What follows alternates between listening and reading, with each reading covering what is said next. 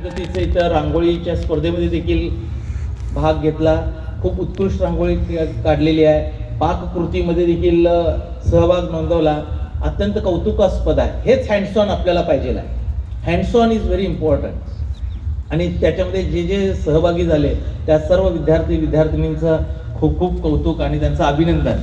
परंतु अशाच पद्धतीची आपल्या हँड्स ऑन ॲक्टिव्हिटीज व्हायला पाहिजे. ते माझा सांगण्याचा मगाशी मी प्रयत्न करत होतो. तर वाचन पाहिजे. वाचाल तर वाचलो तरच आपण आपलं समृद्ध होत जाणार आहोत. परंतु ते समृद्ध होत असताना प्रत्यक्ष त्याला कृतीची जोड जशी पाहिजे. म्हणून मी त्याच्यामध्ये म्हटलं आपल्याला अनेक जण उपदेश देतील, मी पण माझ्यासारखे सांगतील, अनेक जण सांगतील, परंतु प्रत्येक व्यक्तीला स्वतःहून करायचं आहे. आणि स्वतःहून जर का करायचं असेल, एक चांगल्या पद्धतीनं आपल्याला नागरिक म्हणून आपल्याला जर का घडायचं असेल, पद्धतीचं आपल्याला देश विकासामध्ये सहभाग नोंदवायचा असेल आणि व्यक्तिगत आणि सामाजिक जीवनामध्ये योगदान जर का द्यायचं असेल, तर मी एक सांगेन, आपलं विपश्यनाची जी साधना आहे त्याच्यावरती जरासं लक्ष द्यावं.